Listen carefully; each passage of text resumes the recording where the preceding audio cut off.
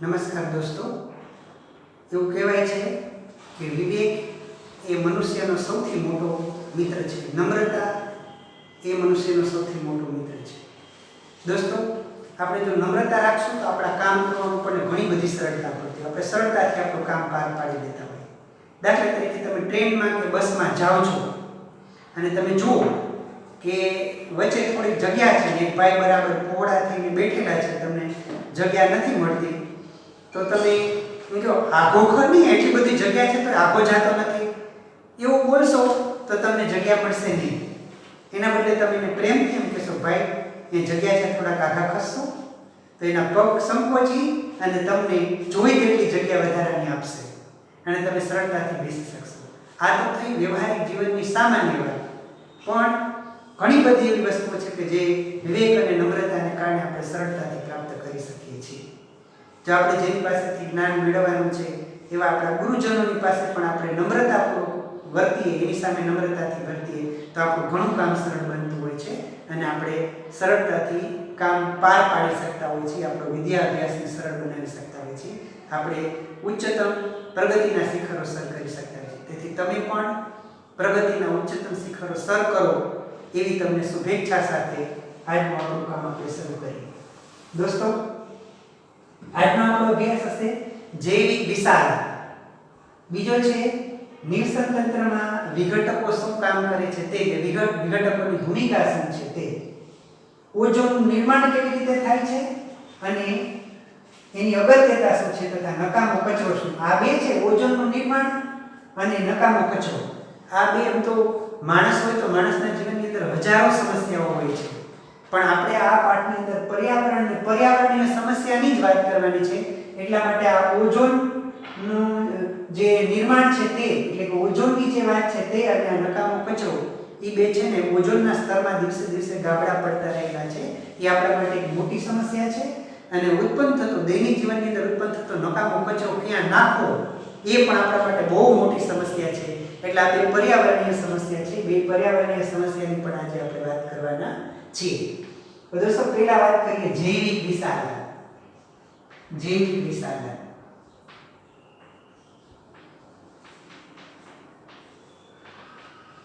તમે દોસ્તો એવું સાંભળ્યું હશે, તમને ખબર હશે કે અત્યારે હાલ છે ને બધા જંતુનાશકો આવે ને, એ જંતુનાશકમાં ખાસ કરીને ડીડીટી ઉપર ગવર્મેન્ટે પ્રતિબંધ મૂક્યો છે. આ પ્રતિબંધ મૂકવા માટેનું કારણ શું હોય? કારણ કે આવા જે જૈવ વિઘટનીય પદાર્થો છે એ નાના લેવલથી, એટલે કે સાવ તૃણાહારી પ્રાણીઓથી માંડીને ઉપરની કક્ષા સુધી જતા હોય તો તે આપણને નુકસાન કરતા હોય છે ઘણી બધી. દાખલા તરીકે જો આપણે એક વિચાર કરીએ કે આપણું જે પાણી છે એ પાણીની અંદર તો ડીડીટીનું પ્રમાણ બહુ ઓછું, સમજો 0.503 ppm. ppm એટલે પાર્ટ પર મિલિયન, 10 લાખનો ભાગ. આ પાર્ટ પર મિલિયન જેટલું પાણીમાં પ્રમાણ હોય. આ પાણીની અંદર ડીડીટી છે એ આટલી છે, અને તોય તે એ આગળ પછી આની અંદર જે પાણીના પ્લવકો હોય, પ્લવકો, એ પ્લવકોની અંદર જાય ત્યારે એનું પ્રમાણ છે ને 0.04% જેટલું થઈ જાય, વધી જાય. 0.04 ppm પાર્ટ પર મિલિયન થઈ જાય.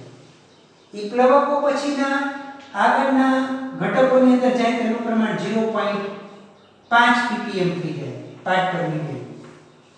એનાથી પછી આગળ જાય તો 2 ppm થાય. એનાથી પછી આગળ જાય તો 25 ppm થઈ જાય. એટલે આ નાના નાના પ્લવકો હોય તો પ્લવકો પછી નાના નાના સૂક્ષ્મ જીવો, પછી માછલીઓ અને બગલો. આ શું છે? નાના નાના સૂક્ષ્મ જીવો.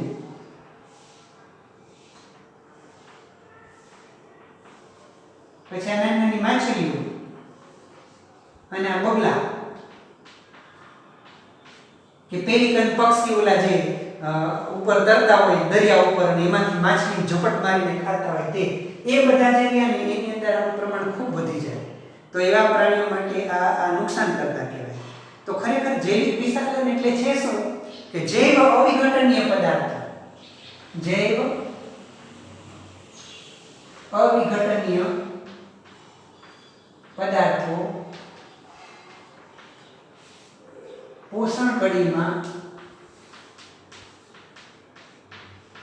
પ્રવેશે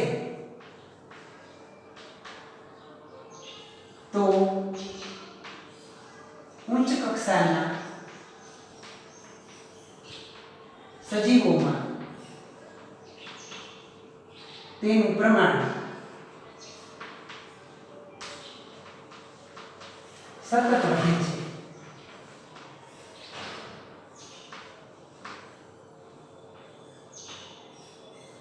સતત વધે છે.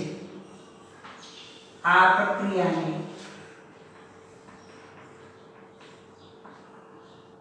જૈવિક વિશાલન કહે છે.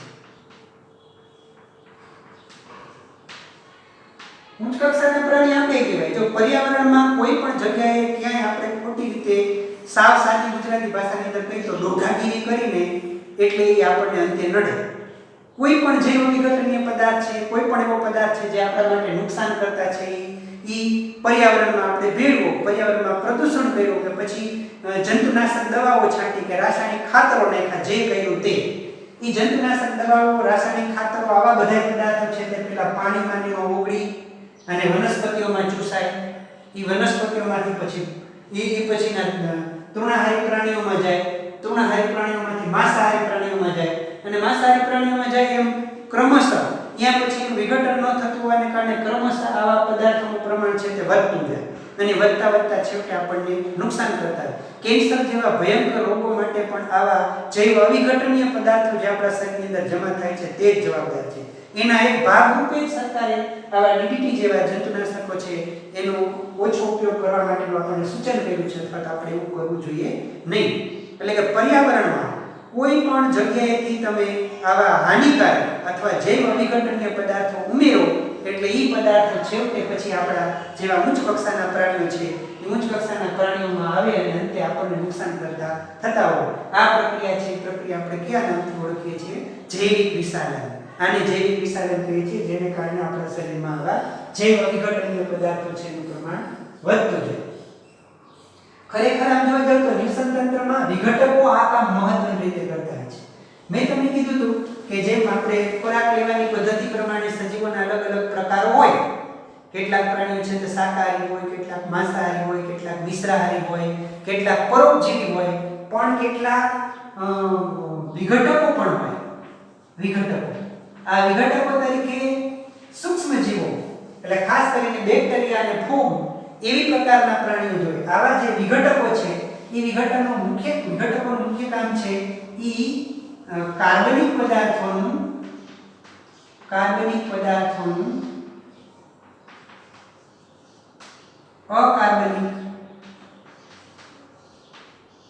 એટલે જટિલ કાર્બનિક પદાર્થો હોય, જટિલ કાર્બનિક પદાર્થોનું સરળ કાર્બનિક પદાર્થોમાં રૂપાંતર કરે. હું ત્યારથી જે બોલતો હતો ને વિઘટકો પછીના રૂપાંતરકોનું કાર્ય હતું. રૂપાંતરકો શું કરે? આવા સરળ અકાર્બનિક પદાર્થ હોય ને એને અકાર્બનિક દ્રવ્યોમાં ફેરવે. પણ આપણે વિઘટકોનું કાર્ય ધ્યાનમાં રાખવાનું છે. વિઘટકોનું કાર્ય શું? જટિલ કાર્બનિક પદાર્થોનું સરળ કાર્બનિક પદાર્થમાં રૂપાંતર કરે. એટલે શું કરતા હોય? દાખલા તરીકે આપણે શરીરમાં જે ખાય ને કાર્બોદિત, પ્રોટીન, ચરબી, આ બધા જે એ બધા જટિલ કાર્બનિક સંયોજનો છે. તો પછી આપણા મળમૂત્ર અને ઉત્સર્જિત પદાર્થો છે મૃતદેહોમાં આ જટિલ પદાર્થના રૂપમાં હોય. દાખલા તરીકે ચરબી છે તો ચરબી રહીને ઈ ફેટી એસિડ અને ગ્લિસેરોલની બનેલી છે. તો આ ચરબીને સરળ પદાર્થમાં ફેરવવું એટલે શું કરવું? કે આ ચરબી જે હોય ને એ ચરબીને આ ફેટી એસિડ અને ગ્લિસેરોલમાં ફેરવી દે. એને શું કર્યું કહેવાય? એને સરળ કાર્બનિક પદાર્થમાં ફેરવા કહેવાય. દાખલા તરીકે આપણા શરીરમાં જે પ્રોટીન હોય ને એ પ્રોટીન કેટલાય બધા એમિનો એસિડનું બનેલું હોય. તો આ પ્રોટીનો છે એને સરળ એક એમિનો એસિડના પદાર્થમાં અથવા એમિનો એસિડમાં વિઘટન કરવાનું કામ છે એ આવા વિઘટકો કરે.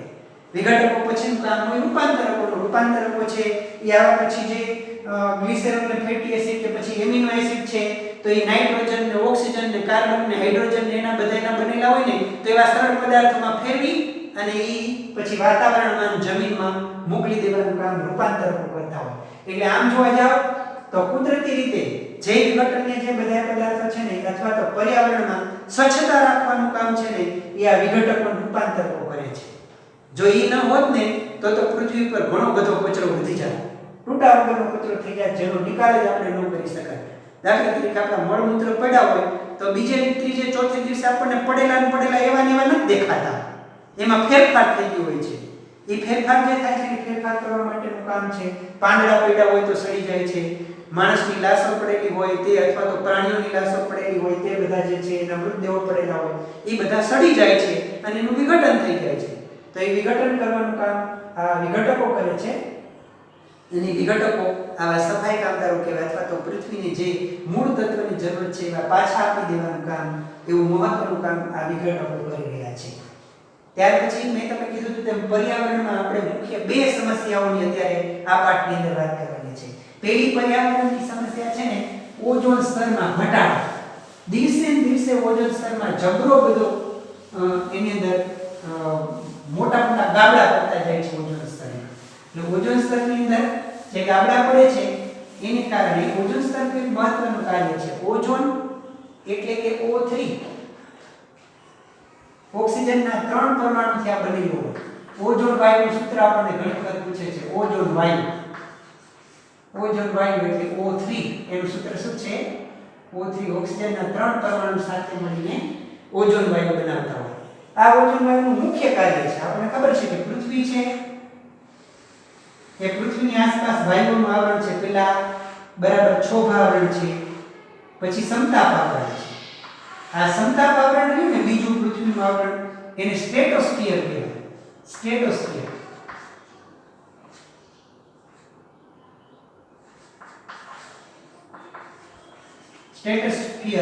આ જે છે ને એને સમતાપ આવરણ કહેવાય. આપણે ગુજરાતીમાં શું બોલીએ છીએ? સમતાપ આવરણ. આ આવરણમાં આપણા ઓઝોન વાયુનું સ્તર આવેલું છે. આ ઓઝોનનું સ્તર છે ને અહીંયા એ ઓઝોનનું સ્તર સૂર્યમાંથી આવતા પારજાંબલી કિરણો છે ને એ પારજાંબલી કિરણો ખૂબ ઓછી તરંગ લંબાઈ વાળા એનું શોષણ કરતી. સૂર્યમાંથી જે આવતા હોય તરંગો એમાં તો કેટલાય બધા તરંગો હોય, મોટી મોટી તરંગ લંબાઈ વાળા પાર રક્ત પછી પારજાંબલી ને દ્રશ્ય પ્રકાશ જેવા ઘણા બધા તરંગો એની અંદર આવતા હોય. પણ ખૂબ ઓછી નીચી તરંગ લંબાઈ વાળા જે પારજાંબલી તરંગો છે એનું આ સ્તરમાં શોષણ થઈ જાય છે અને આપણા સુધી પૃથ્વી સુધી આવતા નથી. જો ખૂબ ઓછી તરંગ લંબાઈ વાળા આવા તરંગો છે તે પૃથ્વી સુધી આવે ને આપણી ચામડીમાં પડે તો ચામડીના કોષ કેન્દ્રમાં જઈ અને એનું બંધારણ વિખેરી નાખે અને પરિણામે આપણને કેન્સર જેવા રોગો થાય. એટલે એ આપણા માટે બહુ ખતરનાક છે. આ ઓઝોન વાયુનું સ્તર રહ્યું એ ઓઝોન વાયુનું સ્તર આપણા માટે ઢાલની ગરજ સારે છે. ત્યાંથી આવતા પારજાંબલી કિરણો છે, પારજાંબલી કિરણો આપણા માટે અહીં સુધી પહોંચતા નથી અને આવા કેન્સર જેવા રોગો છે તે આપણને થતા નથી. એના માટેનું મુખ્ય કારણ તે છે કે આવા પારજાંબલી કિરણો છે એ પારજાંબલી કિરણો ઓઝોન વાયુના સ્તરની અંદર શોષાઈ જાય છે. પણ દોસ્તો આ ઓઝોન વાયુ છે ને એ બને છે કેવી રીતે એ એક આપણા માટે મહત્વનું છે. ઓઝોન વાયુ છે તો ઓક્સિજનના 3 પરમાણુથી બને છે એ મેં તમને કીધું. પણ કેવી રીતે થાય? તો કે આવા ઓક્સિજનના પરમાણુ છે ને O2 જેને આપણે ઓક્સિજનનો અણુ કહીએ છીએ. આને શું કહીએ છીએ? ઓક્સિજનનો અણુ. ઓક્સિજનનો અણુ છે ઈ આવા પારજાંબલી તરંગો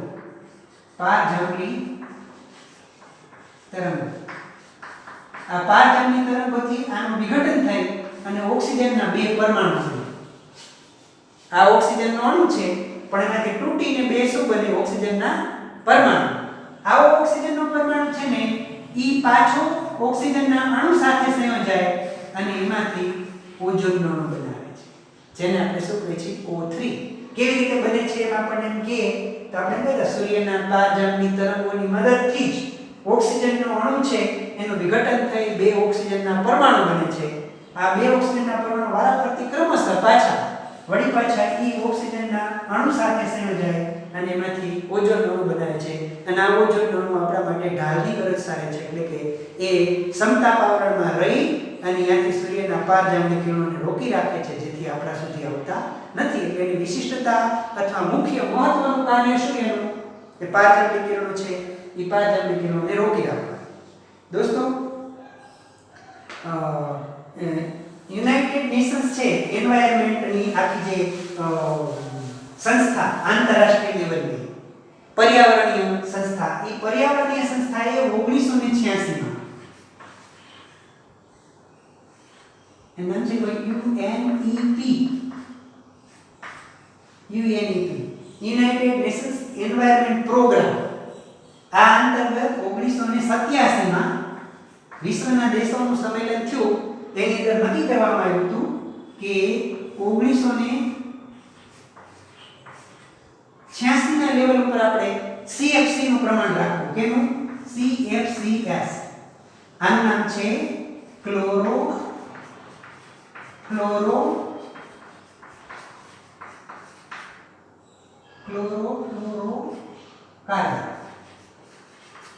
દોસ્તો આ જે ને એ ઓઝોન વાયુને વિઘટન કરનારું અથવા તોડનારું મુખ્ય પરિબળ છે ક્લોરોફ્લોરોકાર્બન આ છે તે આપણા રેફ્રિજરેટરમાં અને એર કન્ડિશનરની અંદર હવાઓને ઠંડી કરવા માટે એના માટે આપણે આનો ઉપયોગ કરતા હોઈએ છીએ એટલે આના અંદર એવી તાકાત છે કે આ એક જ અણુ વાતાવરણની અંદર મુક્ત થાય તો ઘણા બધા ઓઝોનના પરમાણુને છે તોડી નાખે અને એને કારણે ગાબડા પડતા જાય એ ગાબડા પડે તો ત્યાં તો ઓઝોનમાં ખૂબ મોટા ગાબડા પડેલા છે જો કે આ લોકડાઉનના પરિણામે વૈજ્ઞાનિકોનું એક તારણ હતું કે માનવીય પ્રવૃત્તિ બંધ રહી તો ઓઝોન વાયુ છે એનું ઘણું બધું સ્તર છે તે સંધાઈ ગયું પણ એવું કાયમ માટે શક્ય નથી અને તેથી આપણે આ જ કરવું રહ્યું કે આ ઓઝોન વાયુના સ્તરની અંદર ગાબડા પાડનારા મુખ્ય આવા જે વાયુઓ છે દાખલા તરીકે આ FCS એટલે કે ક્લોરોફ્લોરોકાર્બન પછી HFCS એટલે હાઇડ્રોફ્લોરોકાર્બન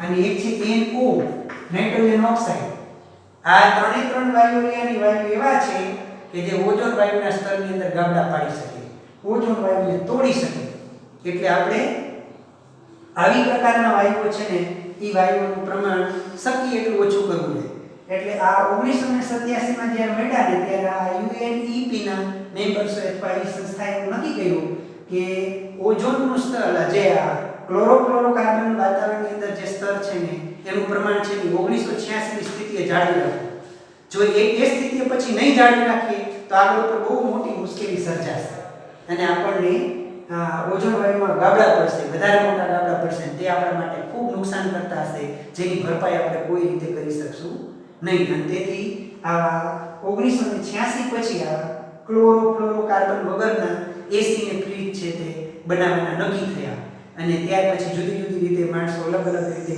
આવી પ્રકારના ઠંડા વાતાવરણ થાય તેવી પ્રકારના ફ્રીજ ને એસી છે તે બનાવવા માંડ્યા એને કારણે આપણને ઘણા બધા ફાયદા પણ થયા છે એના પરિણામો પણ આપણે જોઈ શક્યા છીએ એના ઘણા પોઝિટિવ પરિણામો પણ આવેલા છે તો દોસ્તો એક મુખ્ય સમસ્યા આપણી માટે ઓઝોન સ્તરની અંદર પડતા ગાબડાની હતી એની આપણે વાત કરી બીજી છે નકામો કચરો દોસ્તો આવો નકામો કચરો છે ને એ આપણા ઘરમાંથી બે પ્રકારે નીકળતો હોય નકામો કચરો નકામો કચરો બે પ્રકારના હોય કેટલાક કચરા હોય ઘન ઘરમાંથી નીકળતા હોય અને કેટલાક પ્રવાહી ઘન કચરા ઘરમાંથી નીકળતા હોય કેવી પ્રકારના હોય કાગળના પટકા છે પ્લાસ્ટિકના કાગળ છે પછી શીશીઓ છે ફૂટેલા કાચ છે આ બધા ઘન કચરા છે શાકભાજીના છાલોતરા એ બધા ઘન કચરા છે પણ પછી પ્રવાહી હેઠવાળ છે નાઈને વધેલું પાણી છે એ બધા પ્રવાહી કચરા છે એને કાંઈ આપણે ઘરમાં નથી રાખતા એને બધાને પણ આપણે કાઢી જ નાખીએ છીએ તો આ બધા જે પ્રવાહી રૂપ જે કચરા છે એ પ્રવાહી રૂપ કચરાનું તો અમુકનું વ્યવસ્થાપન આપણને સહેલું પડે કારણ કે એ તો ગટરમાં વહીને વહી જતા હોય પણ ઘન કચરા છે ને એનું વ્યવસ્થાપન આપણે કરવું પડે. એટલે વિજ્ઞાનની દ્રષ્ટિકોણથી જે વિઘટન પામે છે, વિઘટનની દ્રષ્ટિકોણથી જો આપણે વિચારીએ તો આવા કચરાના મુખ્ય બે પ્રકાર હોય છે. વિઘટનના આધારે આવા કચરાના મુખ્ય બે પ્રકાર છે. કેટલાક કચરા છે જૈવ વિઘટનીય અને કેટલાક છે જૈવ અવિઘટનીય.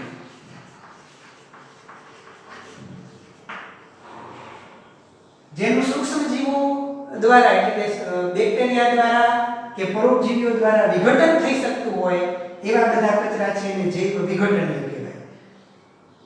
અને જેનું સૂક્ષ્મજીવીઓ કે પરોપજીવીઓ છે, સૂક્ષ્મજીવીઓ છે કે મૃતોપજીવીઓ ખાસ કરીને એના દ્વારા વિઘટન ન થતું હોય એવા પ્રકારના કચરા છે એને જૈવ અવિઘટનીય કહેવાય. તમને દોસ્તો તરત જ યાદ આવે જૈવ વિઘટનીયમાં શું આવે?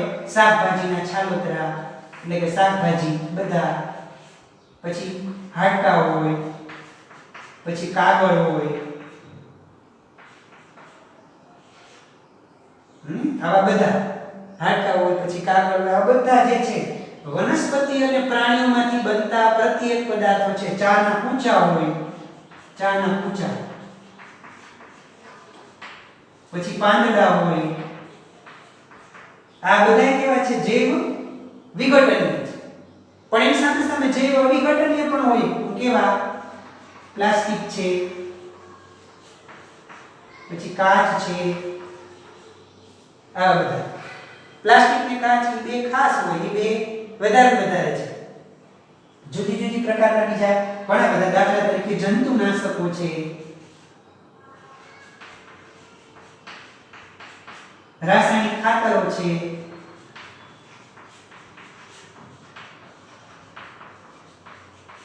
આ બધા પદાર્થો એ કેવા છે? જૈવ અવિઘટનીય છે. કોણ જૈવ અવિઘટનીય અને કોણ વિઘટનીય એવી ન ખબર પડતી તો ઘરે એક નાનકડી કાવી પ્રવૃત્તિ કરી શકો. તમે તમારી રીતે તપાસ કરજો. જોઈજો તમે દરરોજ માણસ છે ને, આ માણસ દીઠ વ્યક્તિ દીઠ ઘરમાં દરરોજ છે ને એક વ્યક્તિનો તમે બધી રીતે ગણો ને, ઉત્સર્જિત પદાર્થો અને બીજા બધાય કરીને ગણો તો માણસ દીઠ દરરોજ ઘરમાંથી 1 થી 3 કિલોગ્રામ જેટલો કચરો નીકળે. આ કચરા આપણે વાળી બધા બહાર નાખી દેતા હતા. કચરા નિકાલ કેવી રીતે થાય એની તમને ખબર છે? તમારા વિસ્તારમાં કચરા નિકાલ કેવી રીતે થતો હોય તમને ધ્યાનમાં છે? ન ધ્યાનમાં આવતો હોય તો જોઈજો કે તમારા ઘરમાંથી તમે જે કચરો કાઢો છો એ કચરાનું શું થાય છે. કેટલાકના ઘરે ડોર ટુ ડોર કલેક્શન માટે આવે છે, તો એ બધા જુદી પ્રકારના કચરા હોય, બધા કચરા ભેગા કરે છે. એમાં શાકભાજીના કચરા નોખા નાખે, કાગળ નોખા નાખે, પ્લાસ્ટિક નોખા નાખે, આવું બધું નોખું નાખીને અલગ રીતે પણ લઈ જતા હોય. અને એ કચરાનું શું કરે તે લોકો? ત્યાં જઈ અને પછી કચરામાંથી આવા જૈવ વિઘટનીય, જૈવ અવિઘટનીય પદાર્થો નોખા પાડીને પછી જૈવ વિઘટનીય છે ને એને બધાને દાટી દે અથવા ઢગલો કરી રાખે. એટલે એ સડીને એમાંથી ખાતર બને. અને જૈવ અવિઘટનીય પદાર્થ દાખલા તરીકે પ્લાસ્ટિક છે, કાચના પદાર્થો છે, ધાતુના ભંગાર છે, બધા એને બધા નોખા કાઢી અને પાછું પુનઃચક્રીયકરણ માટે આપી દે. આપણા વિસ્તારની અંદર પણ આવી કચરાના નિકાલ માટેની વ્યવસ્થા હોય. આ તમે તમારી રીતે નક્કી કરી શકો કે તમારા વિસ્તારની અંદર એના માટેની કેવી વ્યવસ્થા છે કચરાના નિકાલ માટેની. તો તમે આવું ઘરે પણ જોઈ શકો સાવ સાદી રીતે. કેવી રીતે? ઘરમાંથી નીકળતો કચરો છે ને એમાં બધી પ્રકારનો કચરો આપણે ભેગો કરવો. રસોડામાંથી નીકળતો કચરો, કાગળ ને કાપડ ને પ્લાસ્ટિકની થેલી, કાચની શીશીઓ ને બોલપેનના છરા ને ધાતુની પટ્ટીઓ ને આવું બધું ભેગું કરી અને તમારે શું કરવાનું? ઘરની નજીકમાં અથવા તો તમે નાનકડા બગીચાની વ્યવસ્થા હોય તો ત્યાં, કોકના બગીચામાં તો આપણે કરવા જવાય નહીં. સ્કૂલે તમને આવી સગવડતા મળે કે ન મળે, બેમાંથી ગમે તે એક વસ્તુ થાય, બરાબર?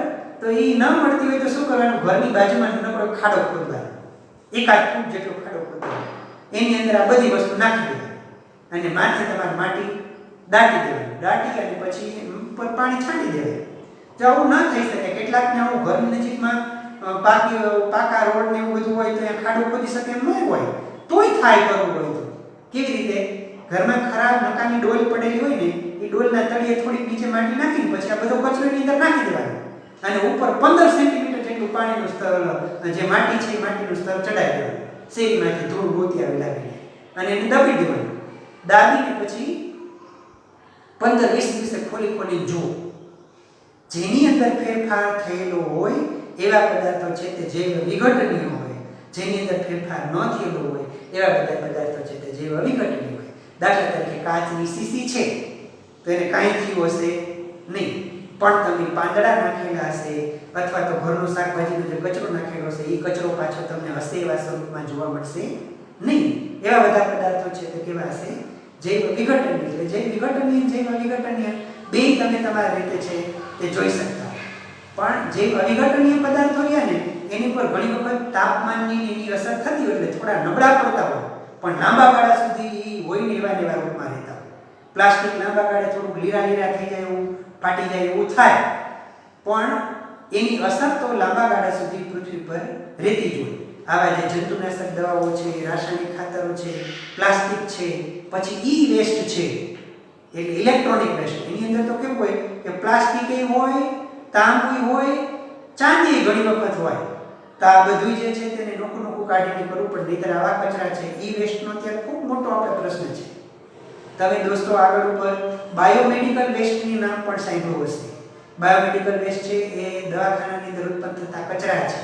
અને તમે આગળ ઉપર ધોરણમાં ભણ્યા છો પણ ખરા કે લીલા કલરનું ડસ્ટબિન, બ્લુ કલરનું ડસ્ટબિન, લાલ કલરનું ડસ્ટબિન, આવા બધા છે તેની અંદર અલગ અલગ પ્રકારના કચરાઓ છે તે આપણે નીકાળતા હોય. અને બાયોમેડિકલ વેસ્ટ છે એ બાયોમેડિકલ વેસ્ટ છે એના નિકાલ માટેની પણ અલગ અલગ વ્યવસ્થા હોય. તો દોસ્તો તમારા વિસ્તારની અંદર જે કચરાઓ નીકળે છે એ કચરાઓ કેવા કેવા સ્વરૂપમાં છે ને ક્યાં ક્યાં જાય છે એ તમારા ધ્યાનની અંદર હોવું જોઈએ. પ્રવાહીરૂપ કચરા છે ને એના માટે તો સુવેજ ટ્રીટમેન્ટ પ્લાન્ટ હોય. આવા પ્રવાહીરૂપ કચરા છે ને જ્યાંથી આપણા ઘરેથી બધું ભેગા થઈને જ્યાં જતા હોય ને ત્યાં મોટી સુવેજ ટ્રીટમેન્ટ પ્લાન્ટ હોય. એ ટાંકા બધું ભેગું કરે અને પછી એમાંથી હાનિકારક પદાર્થો છે તે દૂર કરી એનું ક્લોરિનેશન કરીને પછી ભલે એ પીવામાં ન વાપરી શકે પણ ખેતીલાયક પાણીમાં પાછું એને આપણે વાપરી શકતા. અને એમાંથી પછી ઉપરનો જે થોડો ઘન કચરો વધે અંદર નીચે એ ખાતર તરીકે પણ આપણને કામ આવતું હોય. દોસ્તો ગામડામાં પણ તમે સાંભળ્યું છે કે છાણ અને કૃષિ કચરા છે એનો નિકાલ જો બાયોગેસ પ્લાન્ટની અંદર કરવામાં આવે તો સરસ મજાનો એની અંદરથી વાયુ પણ આપણે ઉત્પન્ન કરી શકીએ છીએ અને આપણને એની અંદરથી ખાતર પણ મળે છે. એટલે આમ કચરાના નિકાલનું જો યોગ્ય રીતે આપણે વ્યવસ્થાપન કરેલું હોય દોસ્તો તો આપણને કોઈ મુશ્કેલી પડતી નથી. આપણે ઘણું બધું સારું કામ છે તે કરી શકીએ તેમ હોઈએ છીએ. દોસ્તો આ સાથે આ પાઠમાં લગભગ જે બધી પ્રક્રિયાઓ બધું હતું તે અત્યારે પૂરું થયું છે.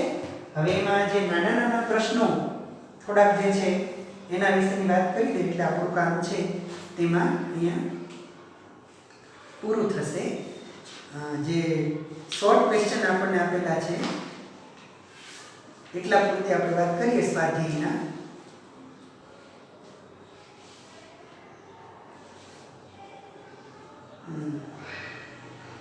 એક પાના નંબર 263 ઉપર તમને માહિતી વિશે વિચાર કરવાનું કીધું છે. પેલા ટ્રેનની અંદર તમને કેવા કપ આપવામાં આવતા હતા? કાચના કપ આપવામાં આવતા હતા. અને એ જે ચા આપવાવાળો આવે એ પાછા લઈ જતો. ત્યાર પછી એવા રાજકીય નેતા આવ્યા જેને નક્કી કર્યું કે રેલવે સ્ટેશન પર બધી જે માટીની કુડી વપરાશે, પણ એ માટીની કુડી પાકી ગયા પછી એનો કચરો ક્યાં નાખવો એનો વિચાર કરવામાં આવ્યો હતો નહીં. ત્યાર પછી આ પ્લાસ્ટિકના કપ આવ્યા. ખબર છે ને, ડિસ્પોઝેબલ ખરા, એક વખત વાપરીને તમે નાખી દેવાના, પણ એ નાખો તો કેટલો બધો કચરો થાય. એને લીધે અત્યારે હાલમાં કાગળના બનાવેલા ડિસ્પોઝેબલ કપની અસ્તિત્વમાં આવેલા છે. તમે પણ સમજી શકો અને હું પણ કહું છું કે બીજા બધા કપ વાપરવા એના કરતાં આવા કાગળના ડિસ્પોઝેબલ કપ વાપરવા આપણા માટે વધારે સારા કહેવાય. નીચે આપેલા પૈકી કયો સમૂહ માત્ર જૈવ વિઘટનીય પદાર્થો છે? તેમાં ઘાસ, પુષ્પ અને ચામડું એમ પણ આપેલું છે. પછી ઘાસ, લાકડું અને પ્લાસ્ટિક, ફળોની છાલ, કેક તેમજ લીંબુનો રસ, કેક, લાકડું તેમજ ઘાસ. મોટાભાગે માત્ર જૈવ વિઘટનીય હોય એવા. આમ તો જો કે આની અંદર પ્રશ્ન છે જૈવ અવિઘટનીયનો પણ હોવો જોઈએ, પણ આમાં જો ઘાસ, પુષ્પ અને ચામડું એ બધાનું વિઘટન થાય પણ ચામડાનું વિઘટન લાંબા ગાળે થશે. ઘાસ, લાકડું અને પ્લાસ્ટિક છે એટલે એનો તો પ્રશ્ન આવતો જ નથી. ફળોની છાલ, કેક અને લીંબુનો રસ એનું સૌથી વધારે ઝડપથી વિઘટન થઈ જાય એ પ્રકારના જૈવ વિઘટનીય પદાર્થો છે. પછી નીચેનામાંથી કોણ આહાર શૃંખલાનું નિર્માણ કરે? એની અંદર ઘાસ, ઘઉં અને કેરી એમ લખ્યું છે. તો કોણ કોને ખાય એ પ્રમાણે આપણે વિચારવું પડે. તો તો ઘાસને કંઈ ઘઉં ન ખાય અને ઘઉંને કંઈ કેરી ન ખાય એટલે એ કંઈ આહાર શૃંખલા નિર્માણ થાય નહીં. પછી જે ઘાસ બકરીને માનો એ આહાર શૃંખલા હોઈ શકે, કારણ કે ઘાસને છે તે બકરી ખાય અને કેટલાક માંસાહારી માણસો છે તે બકરીને પણ ખાય. બકરી ગાયને હાથી એ આહાર શૃંખલા બને નહીં. ઘાસ માછલીની બકરી એ પણ આહાર શૃંખલા બની શકે નહીં. ત્રીજો એક નાનકડો એવો પ્રશ્ન છે કે નીચે આપેલામાંથી કયા પર્યાવરણ પ્રત્યેનો હકારાત્મક અભિગમ દર્શાવે છે? બજારમાં જતી વખતે સામાન માટે કપડાની થેલીઓ લઈને જવી તે. બીજું, કાર્ય સમાપ્ત થવાની સાથે લાઇટ અને પંખાની સ્વિચો બંધ કરી દેવી તે. ત્રીજું, માતા દ્વારા સ્કૂટર દ્વારા શાળાએ મૂકવા આવવાને સ્થાને તમારે શાળાએ ચાલતા જવું. અને ચોથું છે ઉપરયુક્ત તમામ. તો દોસ્તો, પર્યાવરણ પ્રત્યે હકારાત્મક અભિગમ માટે આપણે એ બધું જ કરવું જોઈએ કે જેમાં આપણે ડિસ્પોઝેબલ થાય, એટલે કે જેનો ફરીને વારંવાર ઉપયોગ કરી શકીએ તેવી કપડાની થેલી લઈ જવી જોઈએ. માતા આપણને મૂકવા આવે તો પેટ્રોલનું એ બધું પ્રદૂષણ પણ થાય અને પેટ્રોલ વપરાય પણ ખરું, એટલે એના બદલે આપણે ચાલીને જઈએ તો આપણી ટેવમાં બહુ સારો સુધારો કર્યો કહેવાય. અને કાર્ય સમાપ્ત થવાની સાથે જો આપણે લાઇટ ને પંખાની બંધ કરશું તો ચોક્કસપણે આપણે ઉર્જાને પણ બચાવી શકીશું. તો દોસ્તો, આ સાથે બીજા બાકીના જે બધા પ્રશ્નો હતા એ બધા પ્રશ્નોની ચર્ચા આપણે કરી છે. આ પાઠ બહુ ટૂંકો હતો, એ નાના પાઠના કારણે આ પાઠ અત્યારે અહીં જ આ પાઠ આપણો પૂરો થાય છે. અને એમાં તમને હોમવર્ક છે છેલ્લે, એ છેલ્લે આટલું હોમવર્ક હું તમને કહું છું. પ્રશ્નાઓ લખવાનો તમે જૈવિક વિશાલન એટલે શું, આ 1-2 માર્કની અંદર પૂછાતો પ્રશ્ન છે. પછી નિર્સન તંત્રમાં વિઘટકોની ભૂમિકા જણાવો. પછી છે ઓઝોન વાયુનું નિર્માણ અને તેની અગત્યતા વર્ણવો. અને છેલ્લો જે પ્રશ્ન છે આપણો પ્રશ્ન તે જૈવ વિઘટનીય અને જૈવ અવિઘટનીય કચરો એટલે શું તેના ઉદાહરણો આપો. આપણે આટલું આજના હોમવર્કની અંદર કરવાનું છે. પાછા ફરીને આવતી વખતે મળશું, આવતીકાલે મળશું. પણ દોસ્તો, દરરોજનું તમારું કામ કરતા રહેજો, ખુશ રહેજો, ખુશ મિજાજમાં રહેજો. અત્યારે તમારે ખૂબ ઓછું કામ છે, એટલે આટલા કામ માટે કોઈ પણ પ્રકારની આળસ કર્યા સિવાયનું કામ કરજો. ઊંઘી ન જતા, ઓછું ઊંઘજો. બપોરે છે તે તમે જાગી શકો તેટલું જાગી નહીં, એટલે બપોરે તો તમારે આમ તો સૂવું જ ન જોઈએ. જાગીને તમારું કામ છે તે બધું તમે કરતા રહેજો. જેટલા જાગશો એટલા વધારે કામે લાગશો, અને જેટલા વધારે કામે લાગશો એટલું તમારું કામ વધારે સરળ થશે. દોસ્તો, તમારું કામ વધારે સરળ બને તેવી શુભેચ્છા. નમસ્કાર, ફરીથી મળશું આવતીકાલે.